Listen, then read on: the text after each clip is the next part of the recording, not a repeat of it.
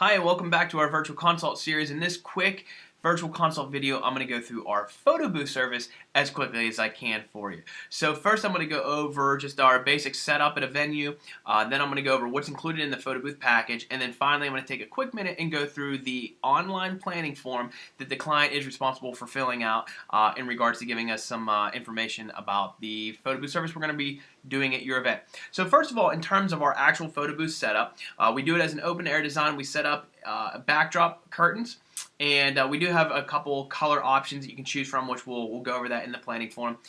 We usually like to have that at about 7 feet wide. We usually bring the booth out about 7 feet or so. So people will ask how much space do we need for the setup. So I usually at this point kind of say about a 7 foot by 7 foot footprint is what we take up.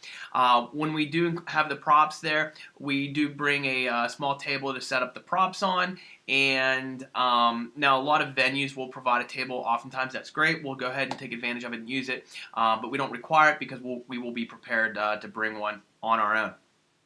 And then we'll have a small table available that we'll bring as well for the Keepsake Box if you're doing the package as it is, or the scrapbook setup if we're doing the scrapbooking. So that takes care of that. Let's hop into the actual package, how we package it and the pricing and so forth. Alright, so we're on our website right now. We're on the actual photo booth page of our website. And basically what we do here is our standard regular rate is $800 for 4 hours, so essentially $200 an hour. Okay, so it's 4 hours of what we call go time. Go time is the amount of time that the photo booth is operating. The booth attendant, that is the person that will be in charge of it that evening from Fine Line, that will deliver the booth, set it up, operate it, instruct your guests what to do, make sure that your copy of your photo booth strip is going into your Keepsake Box or the scrapbook if you've upgraded to that instead, and making sure your guests get their copy. And overall, just making sure your guests have a good time. Each print that comes out is 2 inches by 6 inches in length. That's the photo booth strip itself, and we basically, the only reason we mention that specifically the size is because when photo booths first came out onto the market, a lot of couples were buying strip holders and things like that as part of the favor for their guests, so they needed to know what size the strips were. Not as many people do that anymore, but we still make mention of what size the strips are. Now, the photo booth experience, when your guests go in, they'll take 3 photos, so there'll be 3 pictures on the strip, and then the bottom underneath the third photo will actually be space reserved for the footer that will have the bride and groom's name, the wedding date, and it'll also have a password and URL for getting into the gallery after the fact and seeing all the photos. And that's for the guests, and we'll get to that in a second here. Now, as far as the Keepsake Box, so let me switch around here. So here is an example of the Keepsake Box. You can see how small it is. It's easy to store. So basically all your strips, this is difficult doing this backwards here on this computer screen. But anyways, all your photo booth strips will go in here, so we'll put all your copies of the strips in here. On the back of your strips, your guests will flip it over before putting it in there, sign their names, write a little message for you. So after the wedding, you'll immediately have this at the end of the night. You can open it up, and you can actually go through it over the years, open it up, take the strips out, look at the messages, have fun with the strips, looking at them and things like that. So that is that, and then you can also, our current copy of the box, you can actually, after the fact when you get your wedding photos, put one of your wedding photos in, or you can even just take one of the actual booth strips from the evening and put in a 4x6 picture from the two of you having fun in the photo booth together, which is often enjoyable. Now, by default, the package is the Keepsake Box. We've migrated over this a few years ago. We used to always do the scrapbooks, but the thing you can see here, I can't even get it on the screen, is a lot easier to store a Keepsake, long-term, a Keepsake Box. This will fit in a drawer, on a mantle, on a shelf, a bookcase. Long term, it's hard to find places. When you go home, you'll realize where to put. The pages are 12 inch by 12 inch, but the book itself is usually about 13 by 13 inches. You can't usually put this in most drawers. It won't fit on most bookshelves, and if you stick it on a mantle, most of the time it hangs off the edge. So these take up space inside the homes and things like that. So we migrated this because it's a lot easier. The other thing with the Keepsake Box versus the scrapbook, we're at a wedding, usually there's a bar, people are drinking, they're getting a little carried away. It's easiest for us to keep track of your strips and make sure your strips go in here, write a little message on the back.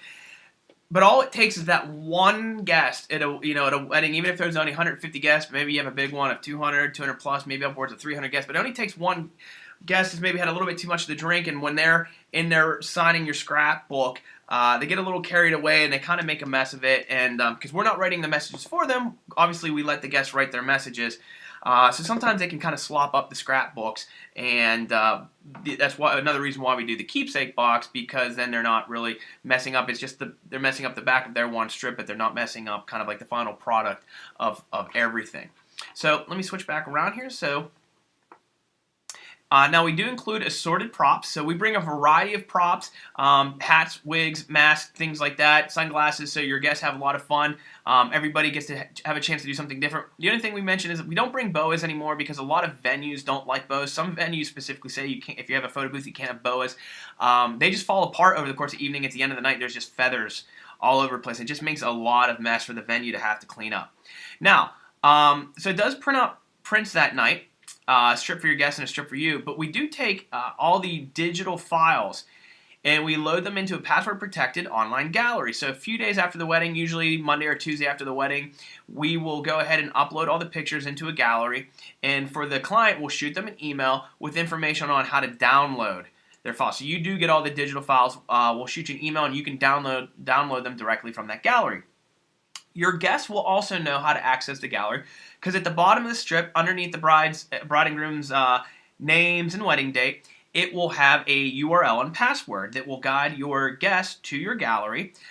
They'll be able to access it because they have the password, and they'll be able to see all the photos that everybody took that night. So they're able to kind of relive the evening and see the fun photos that they took and everybody else took. And also, it does every once in a while, we'll have some guests that go in and want to, maybe they took a family picture at the photo booth and they want a 4x6 copy. They can actually go ahead and buy themselves an inexpensive 4x6. They can pay for it. It'll ship directly to them, so they don't have to bother you, and you don't really have to do anything, but it's kind of a feature for your guests as well. We do include in the price up to 35 miles travel from our Greensburg office, so that's 70 miles round trip. Then we do charge the IRS, whatever the current IRS mileage rate is at the time that you book us on top of that. And then finally, choice of backdrop colors. So, we'll go over that in a second when we go over the planning form, but you'll have different choices of backdrop colors that you can choose from. So actually, let's just go ahead and jump right into that. So this is the actual photo booth planning form that you'll fill out for us. It's pretty simple. It takes just a few minutes. First thing we need to know is your first name. So we might have Sally and Tom. So we need to know the first names that are going on the photo booth strip. And we have you type that in so that we know exactly how to spell your first names and don't get that wrong. So you're going to put your wedding date, so we know what date to put on the photo booth strip. And then just contact information, your email and phone number, so we can contact you to verify this before the wedding. And then also just the venue information, the name and address of the venue. This is also where you'll let us know where at the venue are we setting up. So sometimes you have a specific spot picked out, or the venue might say we want it in the back corner by the bar. This is just to help the photo booth operator, so when he or she arrives, they know basically where to go in and start setting up. Now the next question is what time will guests begin to access this location? Let's say the guests are entering the room where the photo booth is at 5 o'clock. That is when the photo booth service will begin. So whatever the time is that guests are entering the space, the room where the photo booth is, that is when the photo booth service time begins, because we want to have everything set up when guests arrive. Now, when your guests are doing the photo booth experience, they can either ask the operator to have their photos done in color or black and white. Because of that option, we actually ask you, the client, what is your preference? Is your preference that you want all your guests to do all the pictures in color? Because again, your copy matches what they get. So if all your guests do them in color, that means all of your pictures will be in color. But if you're not too picky, you don't mind, you can say guest choice. What guest choice is we ask the guest, do you want color or black and white? Most of them will do color, some will do black and white, but essentially you'll get a mix. So whatever your guests do is what you get. But if you want them to all be color, tell us, and then we'll make sure that night that we're only having the guests do all color, okay? As far as your backdrop, we have white, light blue, royal blue, purple, red, gold, or champagne. So let's say you want to do gold, you just type in gold. Finally, just a reminder about meals. What we do is if you have our 4-hour photo booth package, you're not required to provide a meal. But if you have one of our older packages, or you book the 4-hour package but added time, anything over 4 hours, we ask for a meal. So this is kind of a reminder that over 4 hours, we ask for a meal for the photo booth operator. So if you just have the 4-hour package, you would just say, no, I just have the 4-hour package. So that's all the information real quickly, nice and simple about our wedding photo booth service.